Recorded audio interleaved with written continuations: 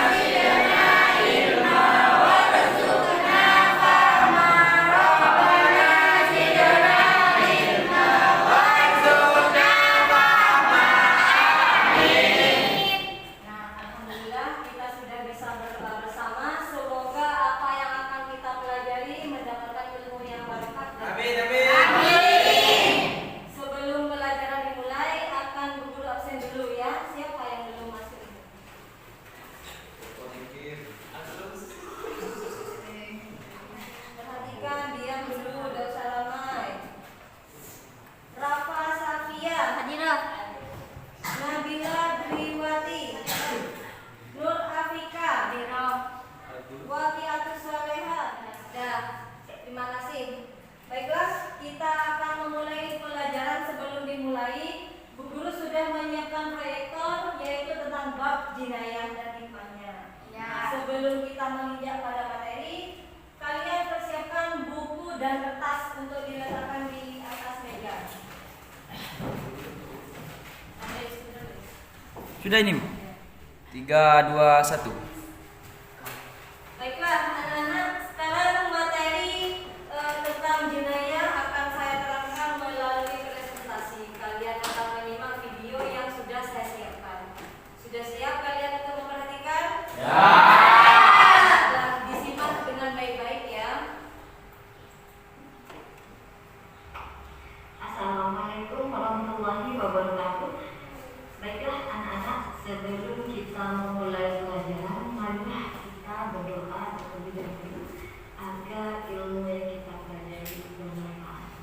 Marilah kita berdoa bersama dengan membaca doa sebelum belajar dan dibaca di dalam hati saja ya. Marilah kita berdoa bersama. Berdoa dimulai. Selesai. Pada kesempatan kali ini kita menginjak kepada bab tentang fikih jinayah dan hikmahnya. Sebelum pelajaran kita menginjak kepada penjelasan berikutnya, marilah kita mempersiapkan terlebih dahulu untuk membuat catatan-catatan kecil yang nantinya kita akan tulis poin-poin penting yang kalian dapat dari video penjelasan buku. Baiklah, mari kita mulai dulu. Kita simak bersama video berikutnya. Anak-anakku sekalian, di sini kita menginjak kepada bab jinayah. Nah, sebelum menginjak kepada materi yang ada di dalam jinayah ini, apakah kalian sudah paham apa yang disebut dengan jinayah? Belum kan? Nah, jinayah itu adalah sebuah kajian ilmu hukum Islam yang berkaitan dengan kejahatan. Jadi segala macam bentuk kejahatan itu disebut dengan dicatat. Kemudian kalau dalam istilah yang lebih populer, yang lebih terkenal, itu hukum jinayah itu disebut dengan hukum pidana. Hukum pidana ada mesti paham kan? Nah, adapun ruang lingkup dalam kajian hukum pidana di hukum Islam ini, kita akan membahas beberapa tindak pidana, yaitu contohnya tentang pembunuhan, kemudian tindak kekerasan, kemudian ada kisos dan juga ada takzir.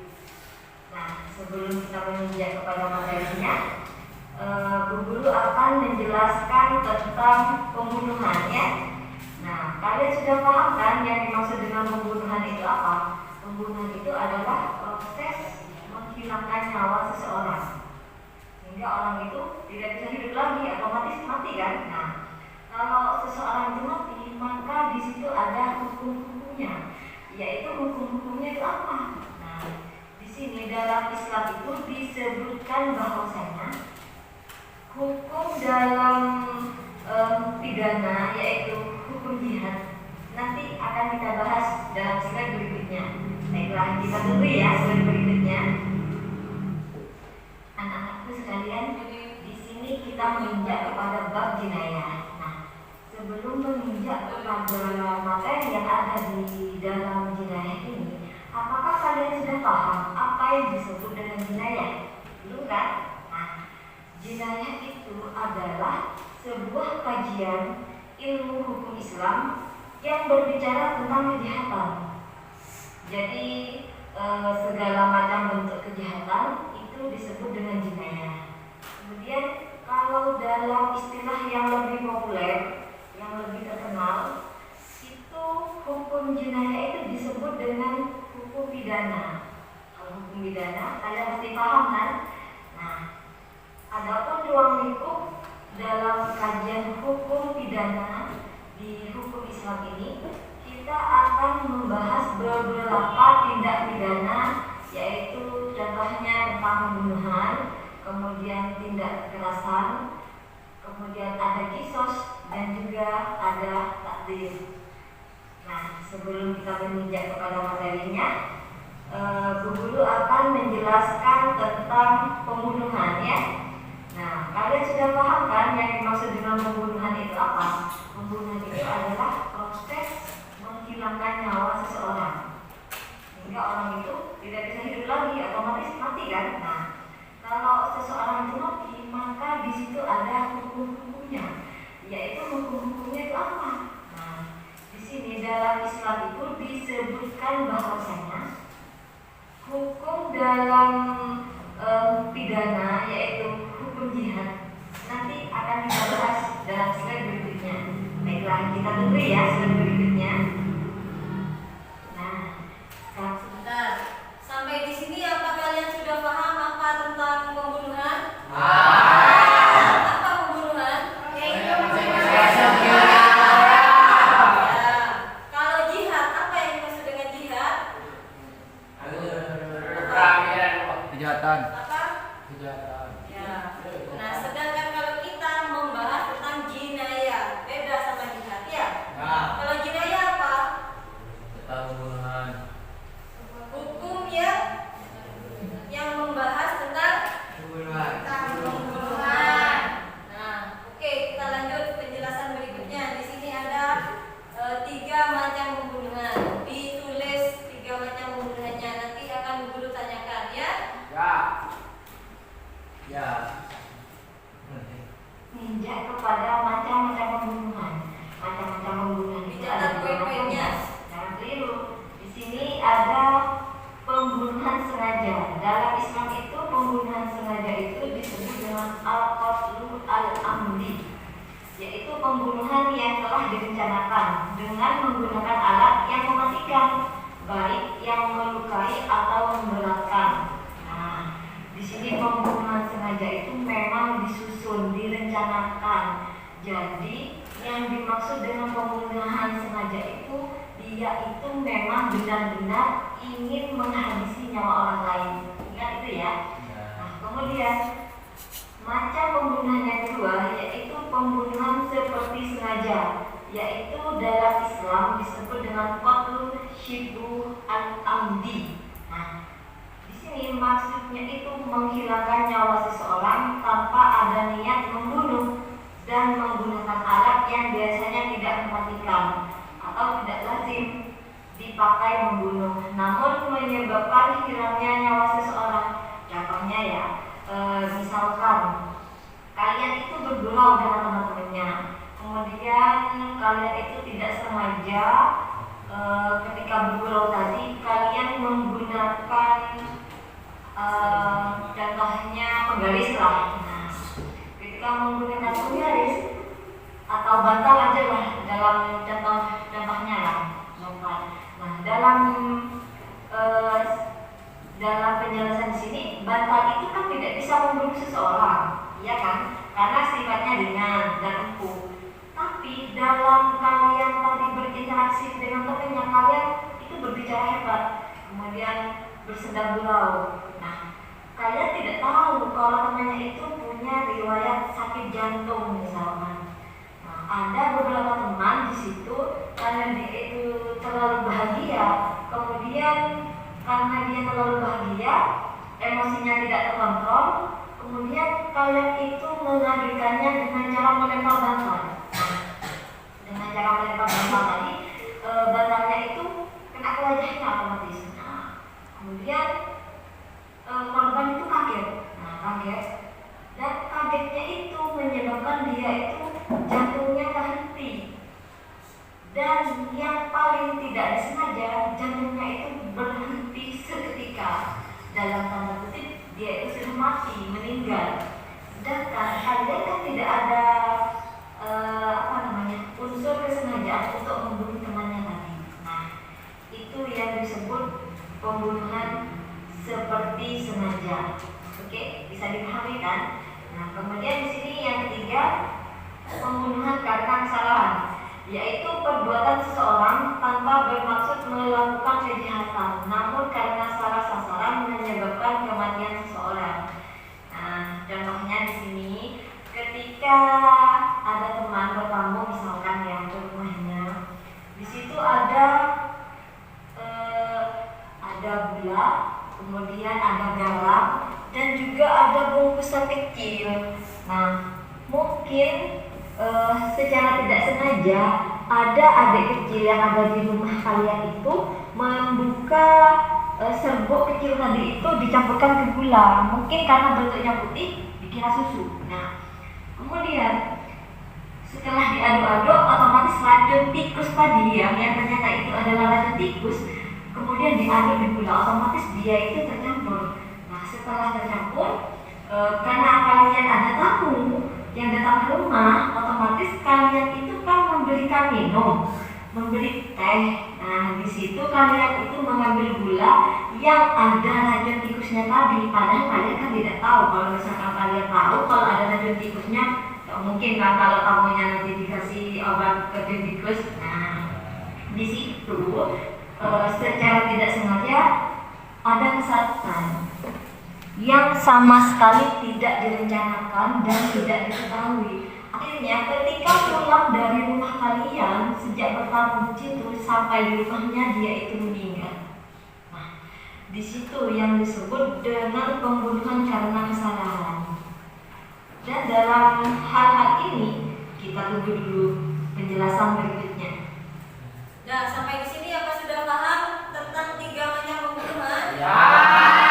Sudah paham semuanya? Ya. Baiklah, dilanjutkan ya. Ya. Baiklah, menginjak pada dasar hukum larangan membunuh. Di sini Allah itu sangat menci tentang kehidupan yang ada di muka bumi ini.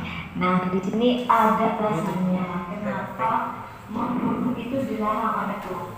Yaitu pada surat Al-Quran Al-Isra ayat ke-33 yang artinya, dan janganlah kamu membunuh orang yang diharapkan. Maksudnya jangan membunuh orang yang diharapkan Allah kecuali dengan sesuatu alasan yang benar. Dan barang siapa dibunuh secara zalim, maka sungguh kami telah memberi kekuasaan kepada walinya. Tetapi janganlah walinya itu melampaui batas dalam pembunuhan. Sesungguhnya dia adalah orang yang mendapat pertolongan. Nah, itu adalah dasar hukum larangan yang dijelaskan di dalam Al-Quran. Nah, itu selain dalam Al-Quran tadi dijelaskan juga tentang sabda Nabi, yaitu yang diriwayatkan oleh H.R. Al-Bukhari Muslim yang berbunyi, jika ada 2 orang muslim berhadapan dengan membawa pedang masing-masing mau saling membunuh, maka yang membunuh dan yang dibunuh sama-sama masuk neraka. Jadi jangan coba-coba ya, kalau misalkan kalian ingin membunuh dan juga berkelahi ketika waktu itu, maka semuanya akan masuk neraka, bukan dikategorikan ke dalam jihad. Diingat itu ya. Dan kalau masuk neraka, maka amal kita yang semua kita susun, yang kita kerjakan dalam kehidupan ini semuanya nol. Kemudian kita menginjak kepada materi hukuman bagi pelaku pembunuhan. Nah, jadi orang yang membunuh itu pasti mendapatkan hukuman. Nah, mari kita lihat dulu. Tapi sesuai dengan kategorinya, yaitu melakukan pembunuhan yang bagaimana? Sampai dulu keceplos kemana-mana. Baiklah. Yang pertama, pembunuhan yang sengaja. Ingatkan, pembunuhan yang sengaja memang benar-benar disengaja untuk menghilangkan nyawa seseorang. Ya. Nah, di sini hukumannya itu bagi pelaku tindak pidana yang sengaja di sini adalah kisos. Apa itu kisos? Yaitu pelaku harus diberikan sanksi atau hukuman yang setimpal dan berat.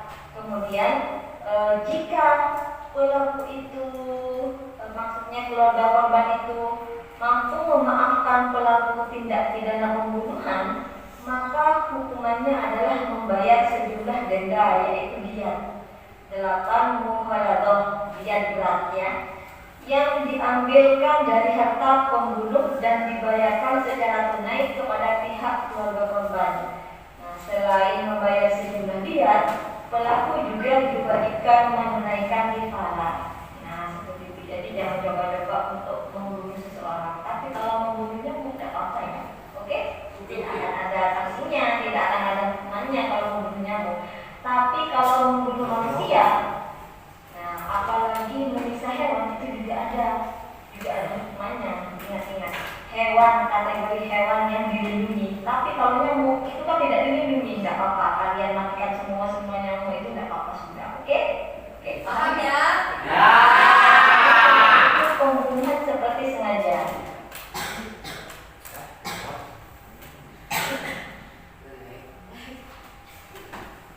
Sebelum menginjak pada slide berikutnya, ketika tahapan-tahapan tadi apakah ada yang mau ditanyakan? Nanti kalian tulis, dibuat di kertasnya yang mau ditanyakan itu apa ya.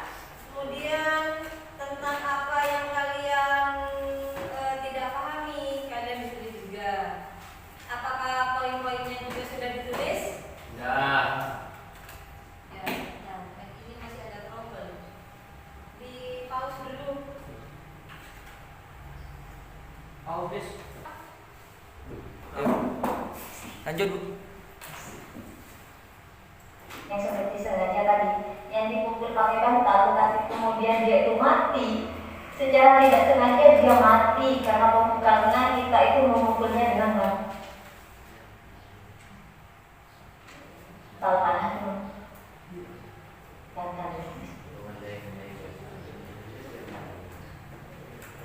Dibuang dulu itu. Selanjutnya yaitu pembunuhan yang dipukul pakai bantal tapi kemudian dia itu mati. Secara tidak sengaja dia mati karena kita itu memukulnya dengan bantal panah itu bisa mati. Nah, di sini kita itu juga dikenai hukuman. Makanya bagi kalian yang bergurau yang dalam hati-hati, jangan sampai teman kita atau saudara kita atau rekan kita itu terbunuh secara tidak sengaja oleh kita, karena nantinya kita yang akan menjadi orang yang dihukum tersangka. Nah, di sini hukuman dengan membayar sejumlah denda yaitu diat mukhaladah, diat berat. Jadi hukumannya juga berat ya, dan dapat dibayarkan secara bertahap selama 3 tahun kepada keluarga korban yang setiap tahunnya itu sepertiga. Gitu anak-anak, sudah dipahami sekarang? Nah, kita tunggu penjelasan berikutnya, oke?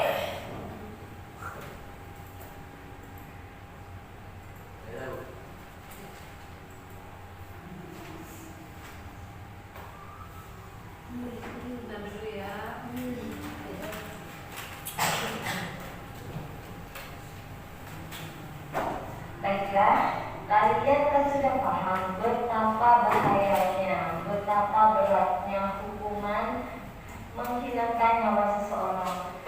Itu adalah hukuman yang kita jalani di dunia, belum hukuman yang kita jalani di akhirat nanti. Nah, di sini ada beberapa hikmah larangan membunuh. Kenapa? Agar hati kita itu sadar bahwasanya menghilangkan nyawa seseorang itu adalah perbuatan dosa besar. Agar kita itu sadar, agar iman kita itu kuat, marilah kita mempelajari tentang hikmah larangan membunuh. Nah, apa saja hikmahnya? Yang pertama, memelihara kehormatan dan keselamatan jiwa setiap manusia. Karena kenapa? Semua yang hidup di dunia ini bukankah ingin selamat? Ya enggak? Bukankah setiap manusia yang ada di dunia ini ingin kehormatannya itu terjaga? Nah, kalau misalkan ada seseorang yang dibunuh, maka orang lain yang ada di sekitar kita itu akan bertanya-tanya, kenapa dia itu? Kenapa? Oh, mungkin karena dia itu sombong, mungkin karena dia itu terlalu cantik misalkan, sampai dibunuh lah sama si Feby misalkan, ya. Nah, mungkin karena seperti itu. Nah, jika ada kasus seperti itu, maka kehormatan seseorang akan tercoreng. Nah, kemudian keselamatan jiwa seseorang itu sangatlah penting. Karena kenapa? Orang yang sakit saja dia ingin sembuh. Jadi kenapa kalian kok merebut nyawa seseorang yang masih sehat, yang masih ingin hidup panjang, yang masih ingin menikmati hidupnya untuk beribadah, kemudian kalian enak-enak saja untuk membunuhnya? Nah, jangan ya, karena kehidupan itu perlu untuk dilestarikan. Dan hikmah yang kedua, penerapan hukuman yang berat bagi pembunuh dimaksudkan agar tidak seorang pun melakukan tindakan kejahatan yang menyebabkan hilangnya nyawa orang lain. Kenapa?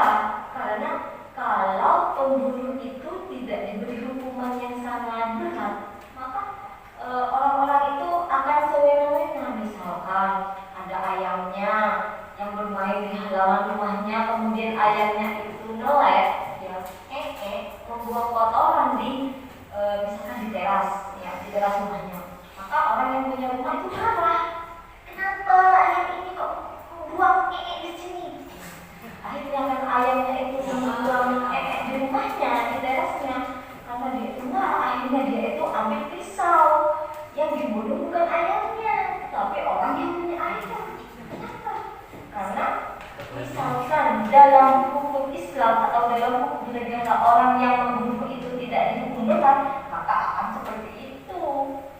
Jadi menghilangkan nyawa seseorang itu akan sangat mudah. Contohnya lagi, misalkan ketika kalian itu berjualan di pasar, ada ibu-ibu yang ingin membeli jualan kalian menjual tempe misalkan dengan harga 2.000, 5.000, itu kan sudah cukup murah. Tapi ada ibu-ibu itu yang cerewet, menawarnya dengan harga, bagaimana kalau tempe ini saya beli 500, Bu? Katanya. Kan tempenya seperti ini, seperti ini, seperti ini. Nah, otomatis kalian kan marah, emosi, tidak tahu cuma satu ibu ini, tidak tahu menghargai usaha orang lain. Kenapa dagangan saya dihargai semurah ini? Akhirnya ketika kalian mengiris tempe, pisau yang kalian pegang itu digunakan untuk menusuk perutnya ibu itu. Karena marah. Bunuh saja ibu ini. Walaupun ibu ini dibunuh, saya kan tidak dapat hukuman. Nah, maka akan timbul pemikiran-pemikiran seperti itu. Akan tetapi, kalau membunuh seseorang diberi hukuman yang berat dan setimpal dengan perbuatannya, maka orang yang tadi imannya lemah itu akan berpikir 2 kali, bahkan berkali-kali. Kalau misalkan saya membunuh dia dan dia mati, maka nanti yang akan menanggung saya dan keluarga saya. Nah, seperti itu. Jadi dalam hal memberikan hukuman bagi pelaku tidak pidana yang membunuh seseorang, itu akan mengurangi persentase orang untuk membunuh orang lain. Jadi seperti itu ya anak-anak ya, bisa dipahami. Baiklah, kalau sudah dipahami tentang penjelasan guru dari awal sampai akhir itu, marilah kalian catat, membuat catatan-catatan kecil kecil membuat poin-poin yang penting apa yang sudah kalian lakukan dari penjelasan guru tadi, dari penjelasan awal, akhir, dan juga contoh-contohnya. Kalau bisa kalian silakan memberi contoh yang lain. Setelah kalian membuat catatan-catatan penting tadi, nah kalian tunggu instruksi dari guru. Tugas apa berikutnya? Oke, kalian berhenti ya. Assalamualaikum warahmatullahi wabarakatuh. Terima kasih banyak kalian telah dengan bersama dengan bahagia dalam penjelasan guru tadi. Assalamualaikum warahmatullahi wabarakatuh.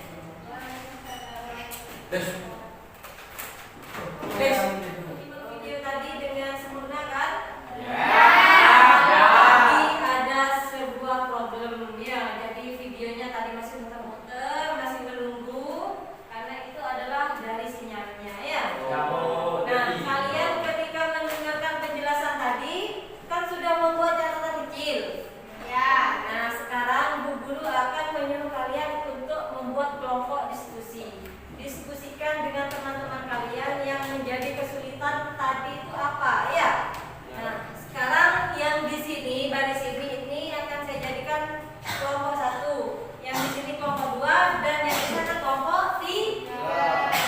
Yuk sekarang ambil posisi, bangun, disusun, diputar ini. Yuk, ada ke saya. Perhatikan, gak usah ramai. Tadi itu yang di sini sudah paham semuanya. Kalian bisa tentukan siapa ketua kelompoknya di kalian ini ya. Ketua kelompoknya masing-masing sudah ditentukan.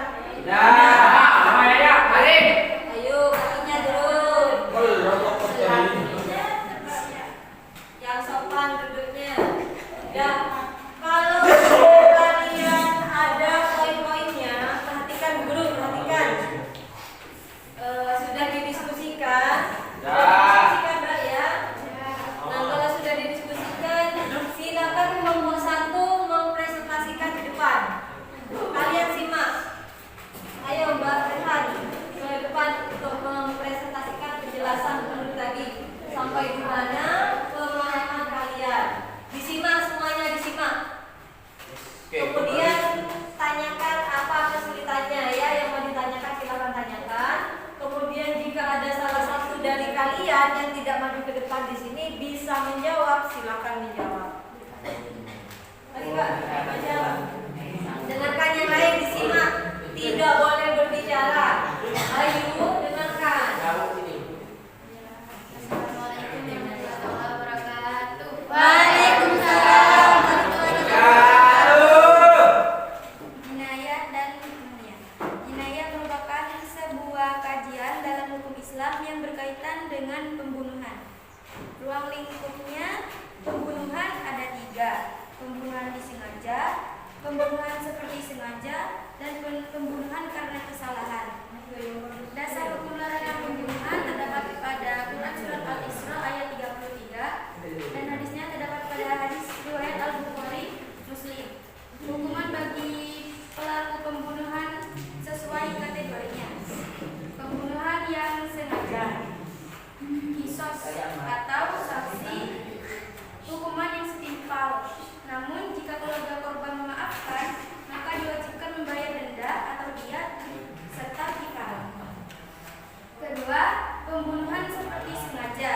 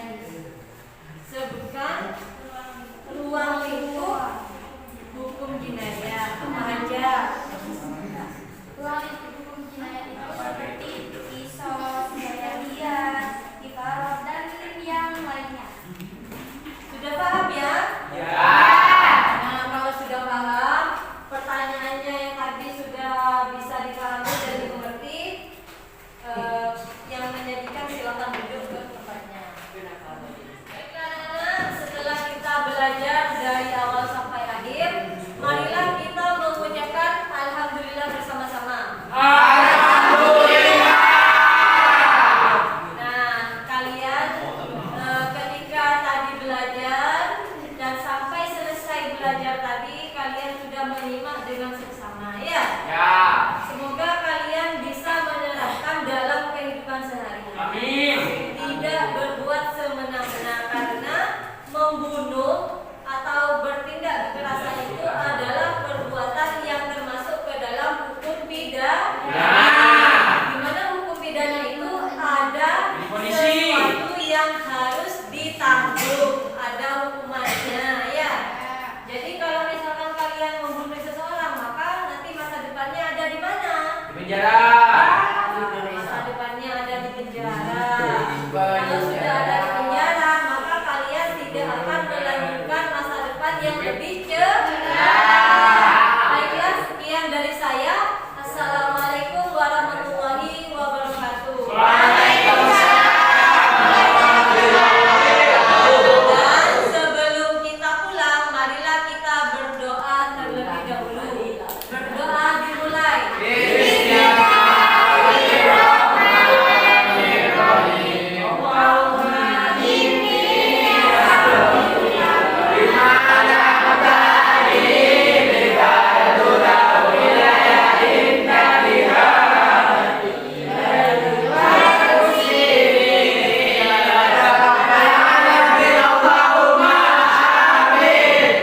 Dan semoga di perjalanan pulang kalian diberikan kesehatan.